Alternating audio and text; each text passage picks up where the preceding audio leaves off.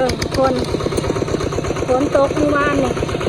น้ำเต็มไหนาแล้วหอยบ่หอยมื้อเช้านี่เขาขายตลาดล้างหลายเลย หอยกระโปง เริ่มแล้วกระเช้าดำไหดำนาแล้วโคมื้อนี้บ่ายสว่างสิไปซ้าย ไอ้ตกกาเอากาไปตกกาทุกคนตกแรกลงหนึ่งซักกาเพราะว่าเมื่อวานนี่ฝนตกแห้งแล้วก็เลยลองไปเบิ่งหัวมันสิเป็นดอกลงปีหนึ่งออกแล้วเที่ยวลงปีดอกชงที่หนึ่งบ่าวสว่างพาไปเบิ่งมือคลิปก่อนเนี่ยทุกคนอันนี้ชงที่สองชงอยู่ใกล้บ้านนี่แหละทุกคนจะแบบทางยากอะไรเบิ่งน้ำเริ่มเต็มไหเต็มกันแล้วจะหน่อยก็หอดฤดูกาลดำนาแล้วทุกคน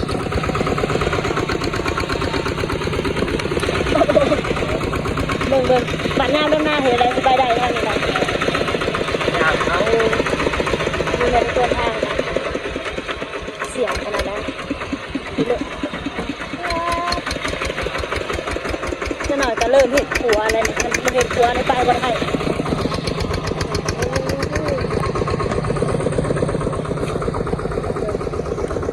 อันนี้ก็คือตากาของพระเจ้าแล้วทุกคนพระเจ้าเห็นตากาประมาณนี้แหละ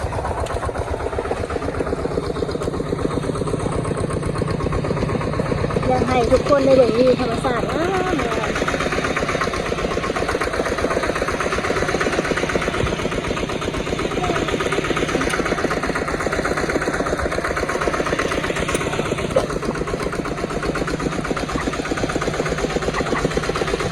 เริ่มพากันตกกาตกบุ่งแล้วนาหอยทุกคนอันนี้ก็คือนาแคมทางมาบาดนี้น้ำเต็มไห้เต็มคัน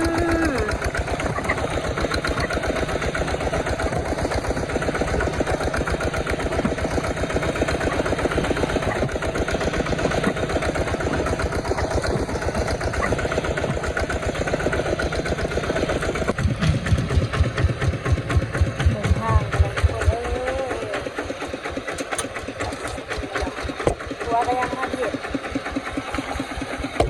ได้เลยน้ำปก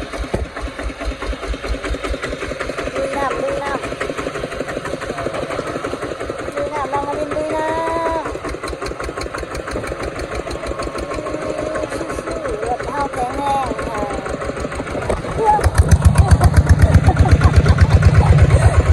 รถเท้าแข็งโอ้ยทุกคนเบิ่งทางป่านใดที่ได้ขัวเนาะน้องนาวินตกใจว้าวลงมานาวิน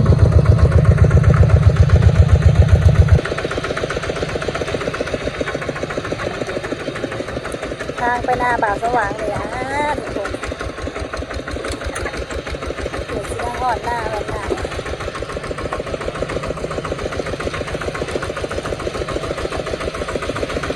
ว้าวทุกคนถูกดำปื้อเลยไม่เอาอย่าเจ็บท้องมากว่าพ้นต้มห้ามเจ็บท้องได้กินนะราคากลับอย่างเอาขากลับเมื่ออย่างเอาเมื่อให้ลูกกินจะหลุดกันหน่อยเอาลูกครับพี่เน็ต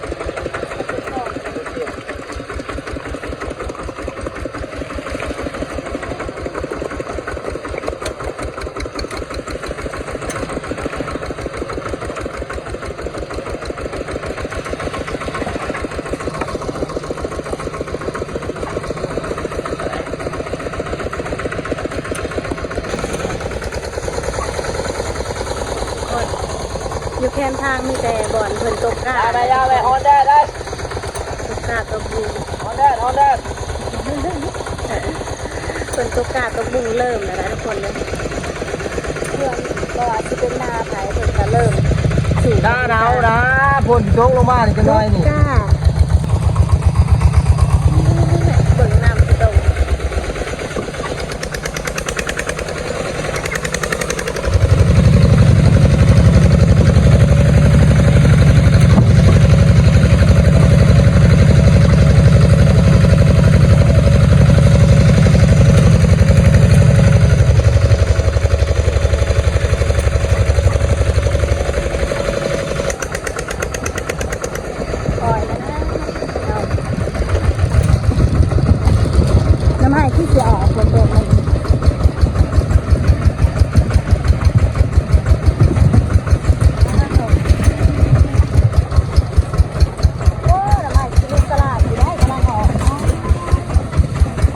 ร้อนไปหาบ่อนเขาเคยหาคนนั้น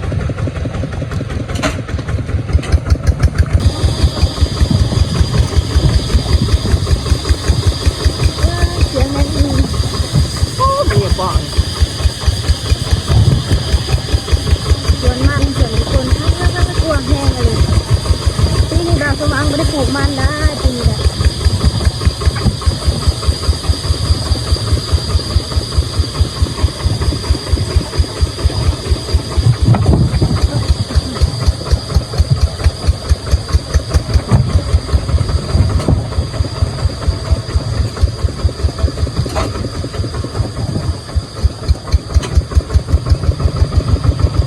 สายตา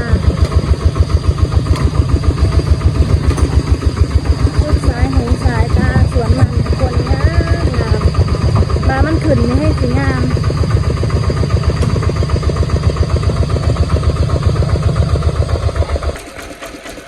ก่อนสิเข้าสวนได้ก็ต้องได้ไขประตูก่อนนะทุกคนเพราะว่าหัดประตูหัดยันคุ้ยเข่าอะนะยันคุ้ยยันงัวเข่าสวนทุกคนเราสว่างเพื่อนเห็นทั่วเลยว่าแน่นหนา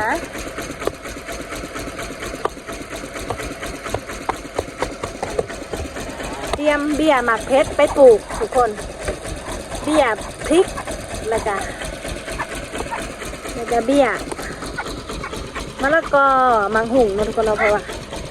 เอาไปปลูกอยู่สวนนะสบายดีน้องนาวินสบายดีจ้าน้องนาวินทุกคนเมื่อนี้น้องแพรว่าบ่ได้มาเด้อมื้อนี้เด้อน้องแพรว่าไปเสง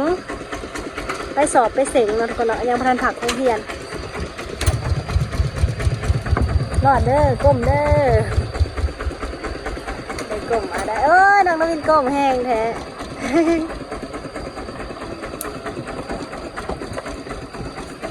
ในกลุ่มอันนั้นก็มีคันไดอยู่ได้คันไดสำหรับคนที่อยากในกลุ่มกันดูนะเข้าสู่ฤดูกาลปลูกอ้อยเขาปลูกแล้วบ่เนาะมาลุ่นเบิ่งแล้วทุกคนว่าอ้อยบาวสว่างมาปลูกสิปลูกหรือบ่ปลูก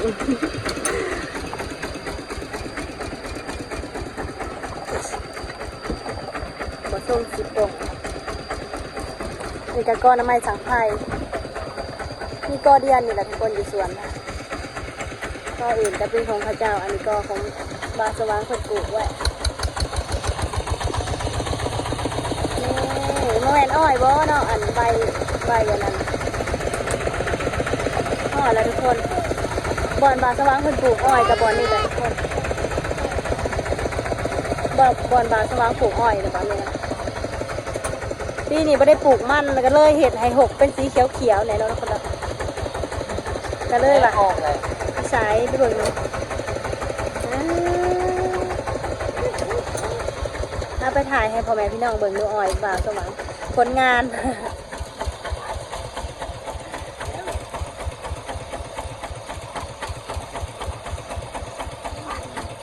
เป็นง่ายอีกเบิ่งอีกแล้วทุกคน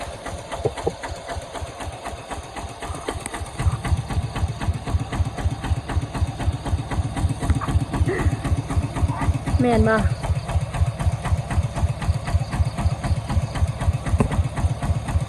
บ่ส่งสิแม่น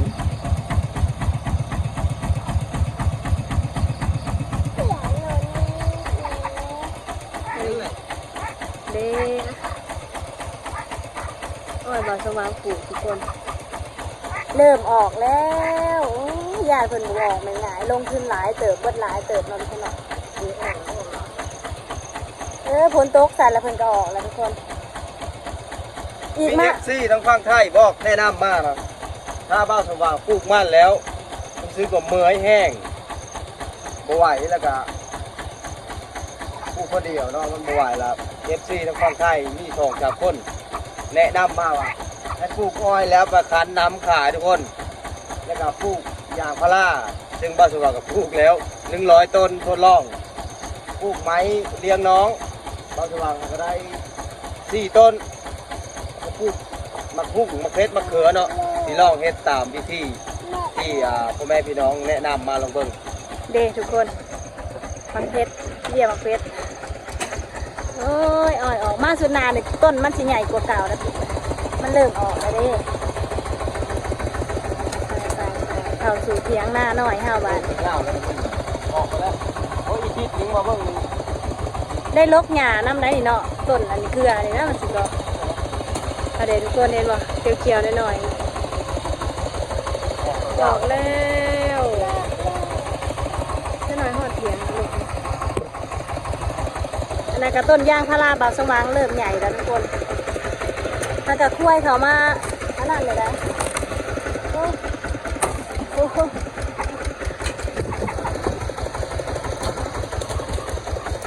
คุ้ยเขามาเหยียบเลยห้อยนะ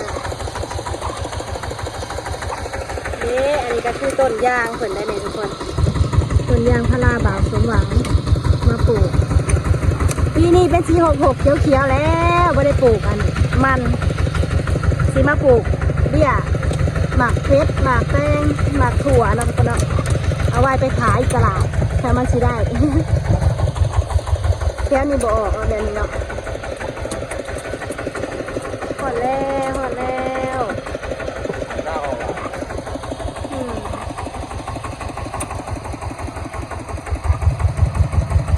อ้าวฝ่ายเข้ามาไหน เบิ่งทุกคนกล้ามันบ่าวสว่างเอาไว้ห้อยควายมากินทั้งเวจังมันเข่ามาทางไหนไม่รู้เลยเมื่อวานน่ะก็ใส่น้ำมาจับกับขาดพุดทุกคนโคตรว่าเก่งแล้วควาย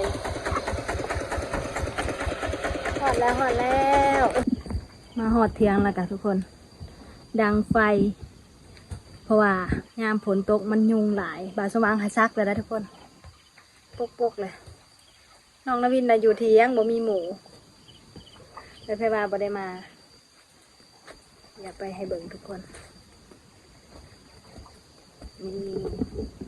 บ่าวสว่างคนสิชักเป็นหูแบบนี้แล้วก็สาวน้อยสิเอาเขามาป่อนใส่ทุกคนแล้วบ่มานี่เฮ้ยเอาด้ามเสียมเลยนะเห็ดกะ มันเมื่อเราเปล่าสามสองคน เป่าหนึ่งทุกคนเด้ เพาะทั้งกับปูน้ำ เอามาเป่าหนึ่งบ่ฮู้สิเบิดบ่เบิดได้มื้อนี้ได้สักกาทุกคน ถ้าให้กาน้ำถ้าให้กาว่าแล้วถ้าสิ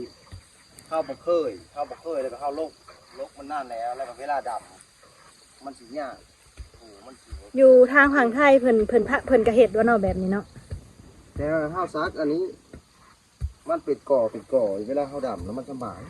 เฮ็ดเป็นคุ้มแล้วก็เอาข้าวป่อนใส่ทุกคนปันเฮาลกก็ลกเป็นกอแบบนี้เป็นคุ้มเลยได้เดี๋ยวจะหน่อยซะหน่อยสิไปป่อน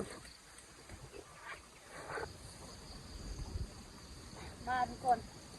ก่อนอื่นเฮาก็สิเอาข้าวใส่อันนี้อันนี้ก็คือข้าวปลูกเฮาเนาะทุกคนเนาะ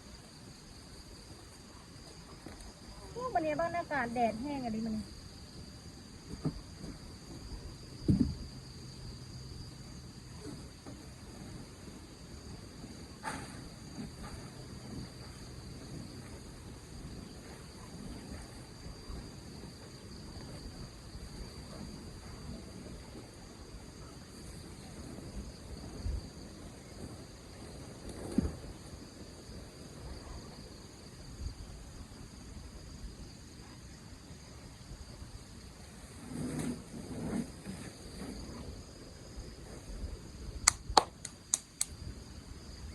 นี่ทุกคนนี่ทุกคนเอาข่าวไปแล้วเขากระสิไปตกแบบไปป่อน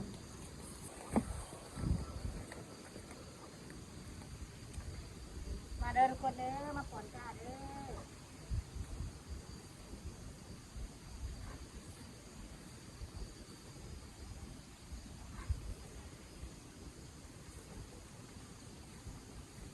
อน้อยป่อนบ่ไหวปันใดนะ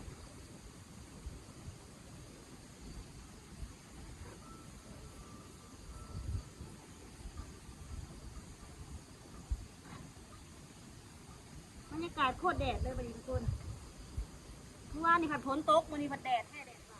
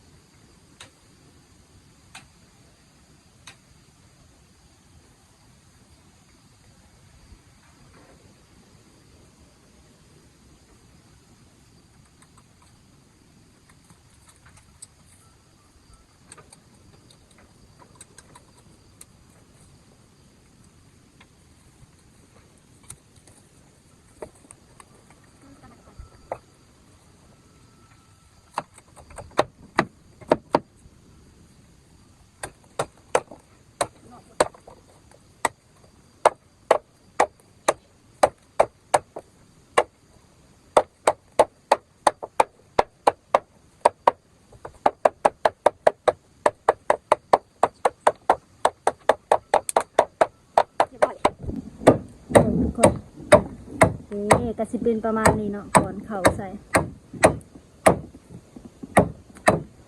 แต่ว่าบาสว่างพื้นเห็ดอันไม้ซักกาใหม่ทุกคนเมื่อกี้นี้เอาด้ามเสียมซักมันยากมันบอกมันหูแบบว่ามันบ่ใหญ่มันบ่กว้างก็เลย ฮ้อนแห้งคืออะไรข้าย้อย รอดว่าวันนี้แดดก็ได้บ่รอดก็ให้มันแล้วเปล่านั่นทุกคนมานี่หลังจากป่อนข่าวแล้วป่อนนั้นตกกาแล้วเปล่านั่นแล้วก็สิไปหาปลูกเบี้ยหมักเพชรได้วันนี้เบี้ยหมักเพชรเบี้ยหมักหุงปลูกหมักถั่วหมักอันนั้นหมักผักเราทุกคนเนาะนี่แหละอาชีพชาวไร่ชาวสวนเนาะทุกคนใครบ่มาเห็ดบ่ฮู้ว่ามันลำบากสุดๆอะไรก็คือวิวธรรมชาติกกหมากอันหมากแง่วทุกคนผู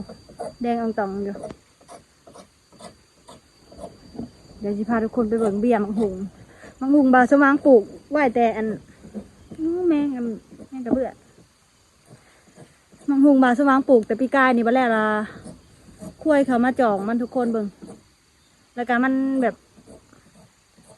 มันแห้งแรงแห้งขนาดมันแบบผลบ่ตกห้ามแล้วมันบ่งามก็เลยผลตกห้ามแล้วก็เลยใบขึ้นเลยเด้นี่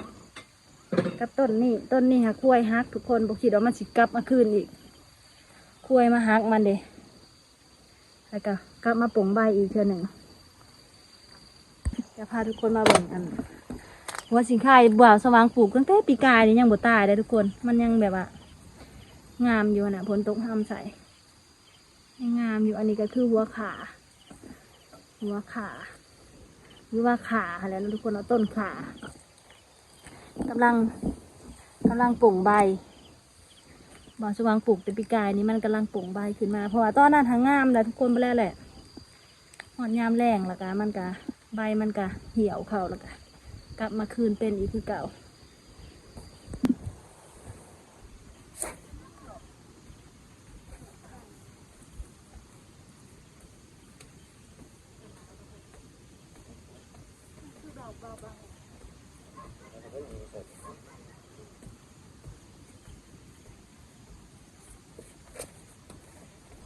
เดี๋ยวสิพาทุกคนไปเบิ่งว่าเฮาซักกาได้สำเร็จแล้วเดี๋ยวนี้ก็เป็นเวลาประมาณ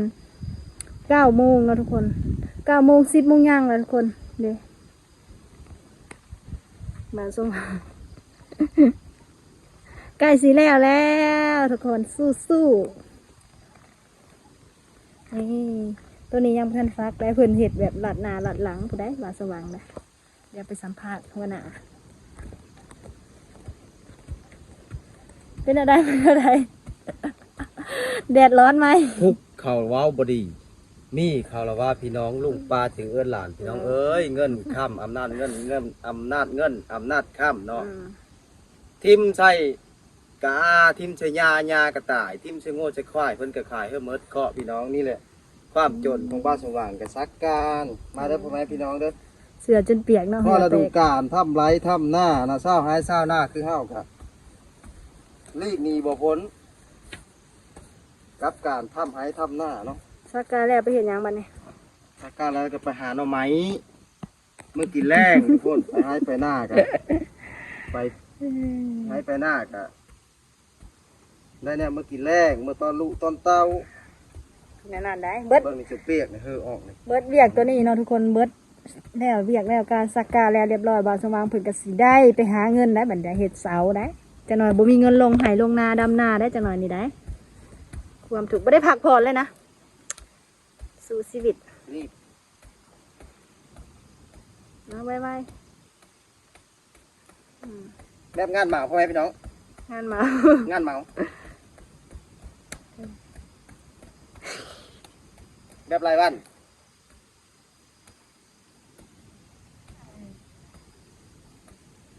แบบรายวันตามนี้แหละทุกคนพาอยากจ้างบอกได้เด้อมาสว่างเพิ่นหับแต่รายวันได้เพิ่นบ่หับงานเหมาที่สุดในที่สุดสำเร็จแล้วทุกคนตอนนี้ก็เป็นเวลาประมาณ10 11 โมงยังบนหน้าเสือว่าสิแล้วไหวปานนี้ทุกคนทีแล้วไหวบ่แม่นหยังได้ทุกคนซักไปบาสว่างน่ะเห็ดห่างออกเบิ่งเห็ดห่างออกมันก็เลยเห็นให้แล้วไหวทุกคนนี่แล้วสุดยอดเข่ากระเป๋า1กับโบเบิร์ตพากระถึงกระสอบทุกคนมีแห้งพักผ่อนบ้านนี้จะน้อยไปหาหน่อไม้ต่อทุกคนหมักม่วงกระสอหยัดโบกใส่เข่าได้มาสว่างมาสรุปแล้วทางนี้ ไม่ไหวหวามาแต่เอาหมักม่วงเมื่อยน้องนวินเด้กินกับหยังสิกินบอกอันหมักม่วงเอ้าต้นไม้ฮัก โน่นมันแดงๆนะหวานเท่านั้นนะ ทุกคนนวินกินมังนุ่มมังม่วงค่ะ ชุมพ่อแล้วก็พายอยู่ปีกบเลย ขึ้นมาจากตกกาทุกคนมาสว่างเฮากำลังชิปปิ้งเขียด เขียดแม่ไข่ หัวสิได้กินบ่ได้กินเบิ่งจากสภาพไผ่ เขียดแม่ไข่ เขียดเอามาแต่ใส่บางสว่างไปการเขียดแต่มือนั่นแหละทุกคน เขียด มื เห อ ลืองได้นี่ได้เขียดอันนี้แซ่บเลย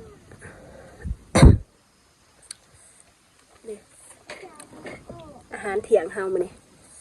คิดว่าอยากแกงหน่อไม้แซ่บๆแต่ว่าบ่ได้พาได้ไปหาทุกคนเอาไว้ไปหาแล้วไปทำมันได้ก็ไว้แกงแมลงเอา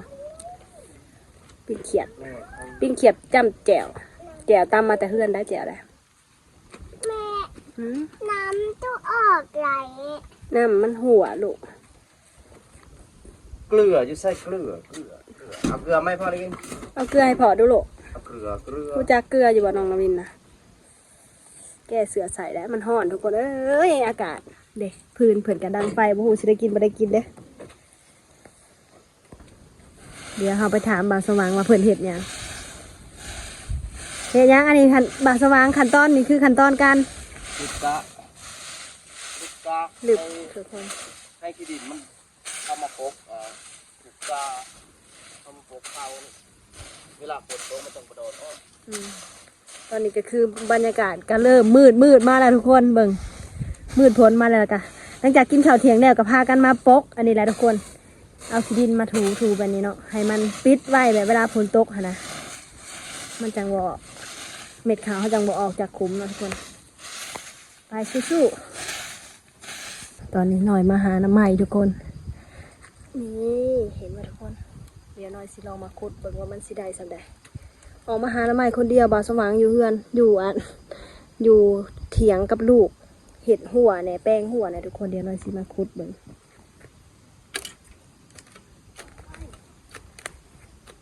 คนโต๊ะเนี่ยทุกคนถึงจะเลยออก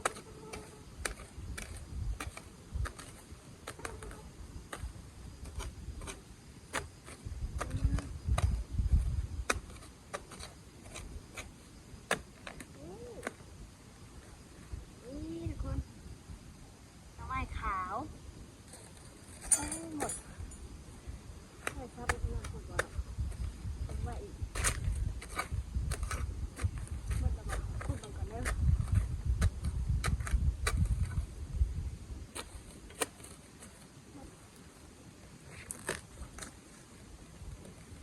นอนน้อยๆนี่ก็เอาทุกคนเอาไปแกงตื่นใส่กัน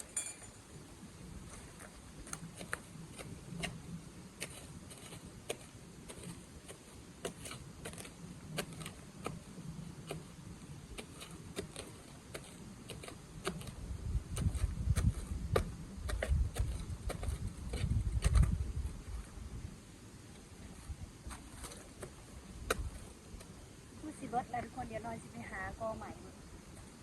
นอกกอนี่ได้3 หน่อ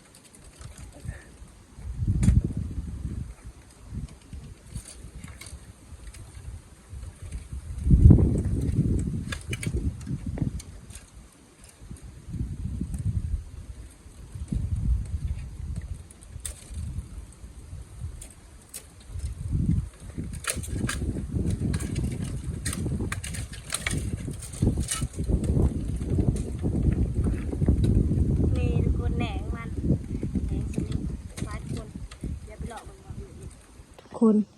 หน่อยมาพ่อเฮ็ดอ้ายนี่ทุกคนเฮ็ดปวกไก่น้อยนี่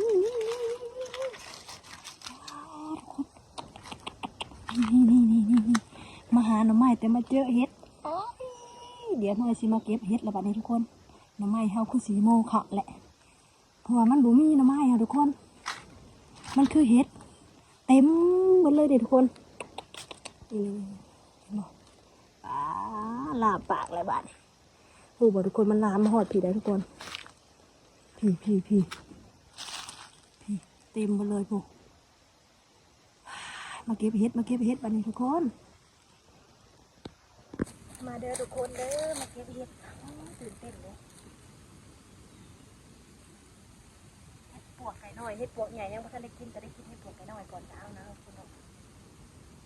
น้อยคือสิบ่ได้ไปหาหน่อไม้แล้วเผื่อเก็บดีแล้วกระเหินเติบทุกคนมันยามันขับเฮ็ดปวกไก่น้อยเลยนี่ทุกคนสุด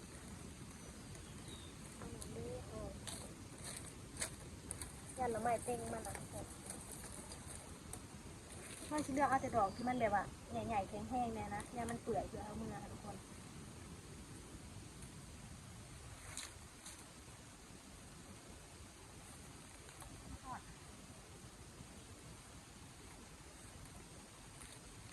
มาเด้อพาทุกคนเก็บเห็ดปวกไก่น้อยก่อนเดี๋ยวหาเห็ดปวกใหญ่ออกหน่อยจะพาทุกคนไปเลาะหาเห็ดปวกใหญ่ทุกคน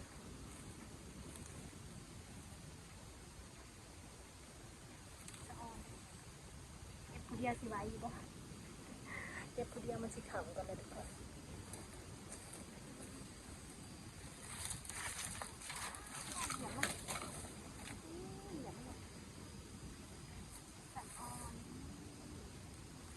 เคยกินเนี่ยทุกคนรู้ว่าทางทางไทยเพิ่นสิเอิ้นเฮ็ดอย่างนั้น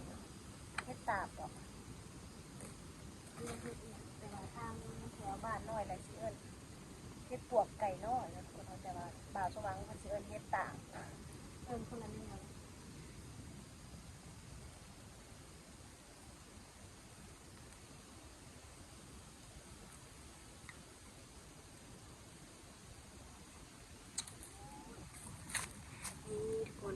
อย่าโฟกัสหนาหน่อยเด้อ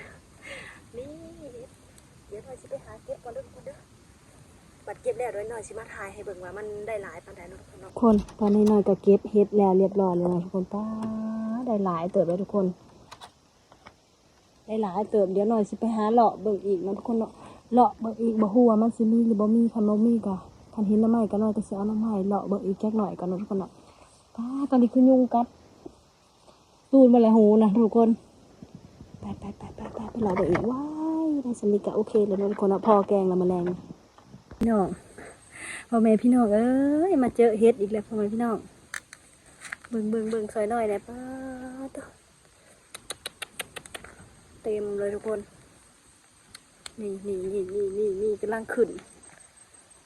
เบิ่งผู้เด้อทุกคนนี่เต็มเลยทุกคนป้านี่เบิ่งซอยหน่อยนี่หากระเก็บมาที่นี่มาเลาะเบิ่งว่าสิเมื่ออะไรทุกคนเลยมาเจออีกแล้วนี่ปูขึ้นหอดโพนปูทุกคนปูลามไปมาเก็บแบบนี้มาเก็บมาทุกคนมาเก็บซอยเดียวเฮ็ดมันน้อยมันก็เลยได้เก็บเท่าละหน่อยแบบนี้แล้วทุกคนมันก็สีซ่าเนี่ยจังหน่อย2 หมู่แล้วได้นี่ได้หมู่ที่2ไอ้หน่อยกำลังว่าสิเมื่อยางเลาะมาทุกคนเบิ่งหอดเถียงนี่แหละได้เพิ่นมาพ่อเฮ็ดเขาก็จำเป็นต้องได้เก็บแล้วนะทุกคนพอเก็บก็เสียดายนี่อันนี้คือกระต่ายเฮ็ดเฮาเดี๋ยวหน่อยขอดูหน่อยขอตู้เก็บเฮ็ดก่อนเด้อทุกคนเด้อเพราะว่ามันขับระยันบ่าวสว่างเผาเมื่อเนี่ยคนเอ้ยสะออนเด้เต็มกระต่ายเลยว่าเต็มว่าวเกินหลายแล้วทุกคนเลยถ้าเบิ่งทางนอกก็เกือบหอนกระต่ายแล้วทุกคนนี่หน่อยยังเก็บบ่เบิดซ้ำเพราะว่ามันหกแห้งแล้วทุกคนมันเก็บยากมันก็เลยพอแหละมันขำเลยบ่าวสว่างสีถาก็เลยสิเมื่อแล้วทุกคน โกโฮมนี่ไปเบิ่งทุกคนบ่าวสว่างบักกกหมังแงวมันยังบ่สุกคักซ้ำเพิ่นว่าป้าตาเสียดายเด้เนาะไปบักมันที่หยังเด้ไปทุกคนป้าเอาไปหยังนี่ มั มัน น เงี้ยวหวานมันเงี้ยวหวาน บักทำไมไปแล้วทุกคนผูกยังเต็มต้นอยู่คือบ่เอาให้มันเบิดย่าบ่ได้แก่มันสิเหี่ยวถิ่มบ่าวสว่างเพิ่นแนมแต่เทิงมันคือมันสุกบ่เอาลงมาแล้วมันบ่สุกเสียดายเด้ มันเงี้ยวหวานใช่ปะเสียดายเจ้าของบักเจ้าของเสียดาย เบิ่งทุกคนไปละกกมันผูอยู่ตัวนั้นทุกคนบ่าวสว่างบักแล้วเดี๋ยวเบิ่งแต่เทิงมันคือสุกแต่มันบ่ทันได้สุกซ้ำไปเมื่อบัดนี้โกโฮมฝากทุกคนกดไลค์กดแชร์กดติดตามให้ส่องสาวลาวบ่าวผู้ไทยในเด้อทุกคนเด้อเอาไว้พบกันใหม่คลิปหน้าสำหรับคลิปนี้บ๊ายบายนะวินบ๊ายบายฝากทุกคนกดไลค์กดแชร์ในเด้อทุกคนเด้อว่างๆกะหน่อยกะอาจสิได้เห็นหน่อยในคลิปแน่แต่ว่ามื้อใดทาน้อยบ่ว่างบ่าวสว่างเพิ่นก็สิไปถ่ายคลิปเนาะทุกคนเนาะอันนี้ก็คือเถียงนาน้อยของเฮาเดี๋ยวเฮามาลุ้นกันอีกมาอีกเทื่อหน้าอ้อยเฮากันสิใหญ่แล้วกะหมักเพชรต้นหมักเพชรเฮาเนาะทุกคนเบิ่งสิน้อยใส่เบิ่งบ่าวสว่างเพิ่นปลูกต้นหมักเพชรต้นหมักอันนี้ก็คือโซนปลูกหมักเพชรเฮาเนาะทุกคนเนาะเดี๋ยวเฮามาลุ้นมาเบิ่งกันบัดมาหอบหนาพุ่นล่ะทุกคนว่ามันสิติดบ่หรือบ่ติดมีก้งมังหุงนำบ่าวสว่าง ตะหวานอะไร กินให้เบิ่งก่อนจังเสือ แต่แบบนี้ก็ได้แต่ว่ามันหวานนะมันเงี้ยวนี่นะเพราะฉะนั้นมันเงี้ยวเปาะมันเงี้ยวธรรมชาติมันเงี้ยวธรรมดาแต่ว่ามันหวานหน้าตาสวย กินเลยนะทุกคนแช่น้ำปลาแดกเนาะเอาลอยน้ำปลาแดก เลย ฝากไว้พี่น้องเลยลาคลิปลา มันอาจจะ ทุกคนสำหรับคลิปนี้กันขอจบเป็นเพียงเท่านี้ฝากกดไลค์กดแชร์กดติดตามเพื่อเป็นกำลังใจและกับเพื่อสิบุพลาดคลิปใหม่ๆทั้งช่องของเฮามาเด้อทุกคนกินมังแง่วคือมักคอแรน บ๊ายบาย แซ่บ บ๊ายบายนะวินบายบายลูกน้องนาวินอยากเมื่อแห้งแล้ว